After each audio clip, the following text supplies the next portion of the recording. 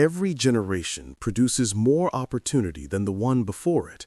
Access to education, tools, platforms, and visibility has expanded beyond what ancient kings could imagine. And yet, fulfillment remains rare. Talent is abundant, ambition is loud, but true greatness, sustained, meaningful, and honorable, is elusive. The reason, Ryan Holiday argues, is not lack of intelligence or resources. It is something far more intimate and far more dangerous: ego. Ego is not confidence. It is not self-respect. Ego is the distorted voice that inflates who we think we are, blinds us to who we really are, and convinces us we deserve outcomes we have not yet earned. It whispers that we are special before we are disciplined, that we are entitled before we are useful, that recognition should precede contribution. Ego thrives in the gap between aspiration and reality, and most people live their entire lives inside that gap. Holiday's central insight is devastatingly simple. Ego doesn't just show up when you fail, it shows up when you begin to succeed. In fact, it is often most dangerous at the very moments when things seem to be going well. It undermines learning, poisons relationships, clouds judgment, and ultimately turns potential into disappointment. As the Stoic philosopher Epictetus warned centuries ago, if you want to improve, be content to be thought foolish and stupid. Ego refuses this humility, and because it refuses humility, it blocks progress at every stage of life: aspiration, success, and failure. If you love powerful, insightful, and life-changing books, then you've found the right channel. Every week, we break down the ideas that transform mindsets, elevate success, and shift lives. So don't miss out. Hit that subscribe button and turn on notifications, because you'll want to catch every book we review. Let's continue. Aspiration, when ego masquerades as ambition. In the early stages of any journey, ego often disguises itself as ambition. It convinces us that wanting recognition is the same as wanting mastery, that talking about future success is equivalent to building toward it. Social media has amplified this illusion, allowing people to broadcast identity before earning substance. Titles, aesthetics, and branding now arrive faster than skill. Holiday draws heavily from ancient history to show how dangerous this is. He points to figures like Cyrus the Great, who rose by listening, learning, and restraining ego in his early years. Contrast this with countless modern examples: startup founders who raise massive funding on vision alone, but collapse under the weight of execution, or influencers who build audiences before building character. From an American perspective, the early career of Howard Schultz illustrates ego restrained properly. Before Starbucks became a global brand, Schultz spent years observing Italian coffee culture, learning quietly, refining a vision grounded in reality. He did not assume he knew better than those who came before him. Ego was kept in check by curiosity. Globally, consider the rise of Jack Ma. Before Alibaba, Ma was rejected repeatedly from jobs, universities, and investors. His ego did not interpret rejection as an insult, it treated it as information. This allowed persistence without bitterness. Ego would have demanded validation. Humility allowed endurance. Holiday emphasizes a crucial truth: ego is loud, learning is quiet. The person who is constantly announcing their plans is rarely executing them. The person obsessed with being seen rarely sees clearly. The philosopher Lao Tzu captured this paradox perfectly. He who knows does not speak. He who speaks does not know. Aspiration demands silence, patience, and work done far from applause. And this naturally leads to the next realization: progress requires submitting to reality, not fantasy. The discipline of doing the work. One of the book's most relentless themes is that work is the only antidote to ego.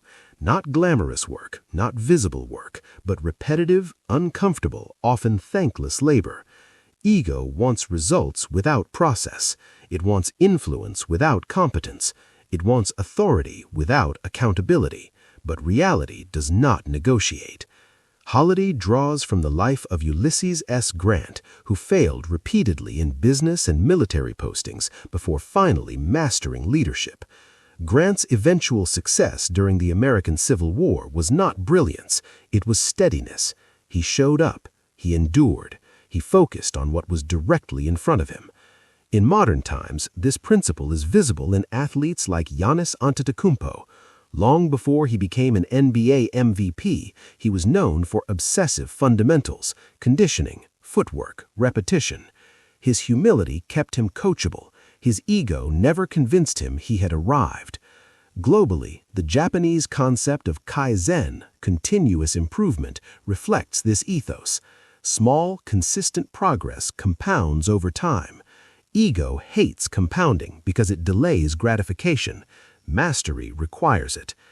Holiday stresses that ego's most seductive trick is convincing you that you are too good for certain kinds of work.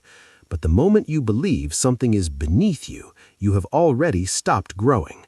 As Marcus Aurelius wrote in his Meditations, you could leave life right now. Let that determine what you do and say and think. This reminder collapses ego by reconnecting effort to mortality. Those who embrace the grind without resentment develop something far more valuable than recognition, credibility. And credibility is what carries you into the next phase, success. Success, when ego becomes most dangerous.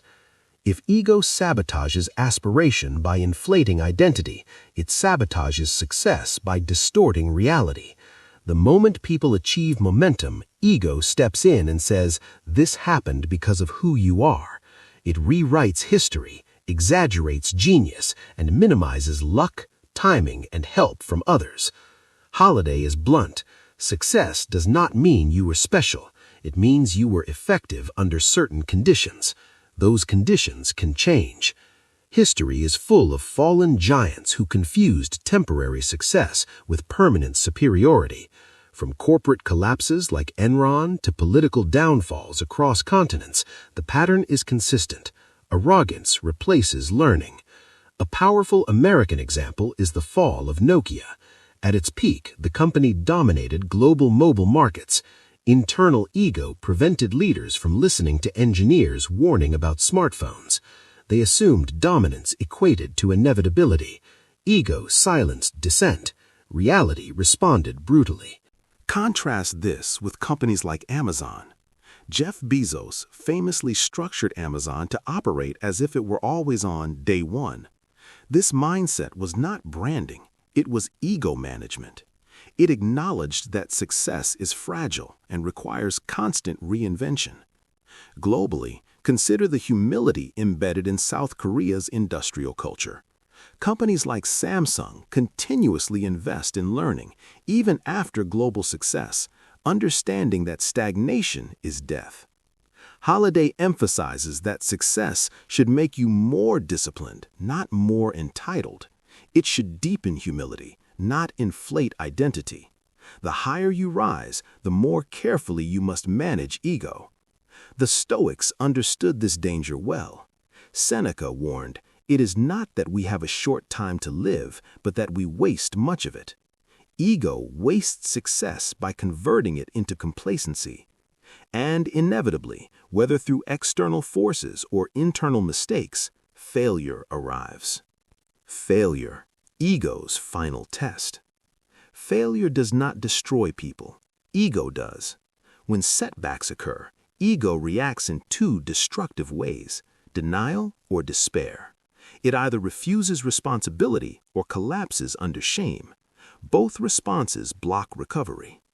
Holiday draws from Abraham Lincoln, whose life was a series of devastating failures, business collapses, political defeats, personal loss.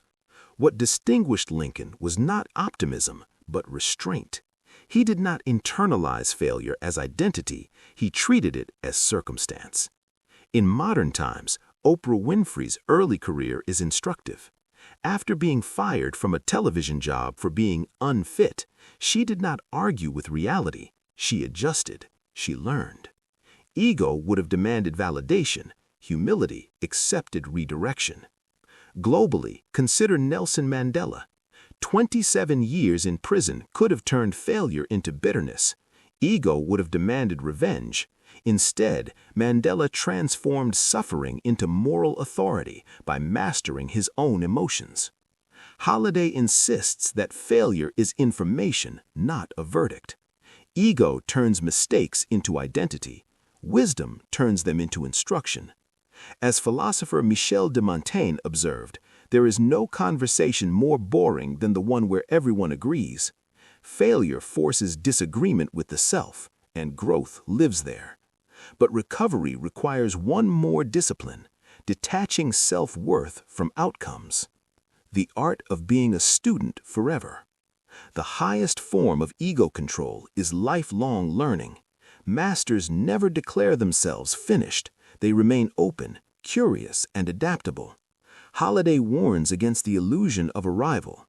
The belief that you are done learning is the moment decline begins. The world changes, skills decay, relevance is temporary. This humility is visible in figures like LeBron James, who continually adapts his game, studies younger players, and evolves his role. Or in global leaders like Satya Nadella, who transformed Microsoft by replacing arrogance with curiosity, famously shifting company culture from know-it-alls to learn-it-alls. The ancient Greeks understood this well.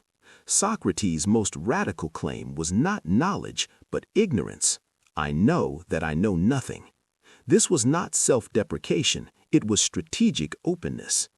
Ego resists learning because learning implies deficiency, but mastery requires embracing deficiency as fuel. Purpose over pride. Ultimately, ego is the enemy is not about eliminating ego, it is about placing it in service of something larger. Purpose dissolves ego because it redirects focus outward. When the work matters more than recognition, ego loses leverage. When contribution outweighs applause, insecurity fades. This is why the most fulfilled people often appear understated. They are absorbed in service, creation, and responsibility. Holiday closes the philosophical loop by returning to Stoicism's core lesson. You control effort, not outcome, character, not applause. As Viktor Frankl wrote, life is never made unbearable by circumstances, but only by a lack of meaning and purpose. Ego thrives in meaninglessness. Purpose starves it. The quiet victory. The enemy Ryan Holiday identifies is not external competition. It is not society. It is not lack of opportunity. It is the internal voice that demands credit before contribution, certainty before effort, and comfort before growth. Those who defeat ego do not become louder, they become steadier. They do not rush, they endure. They do not chase attention, they build substance. And over time, almost paradoxically, they win.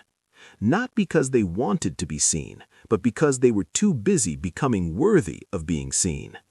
That is the quiet victory ego can never achieve. If this message resonated with you, subscribe and join us for more wisdom that fuels growth.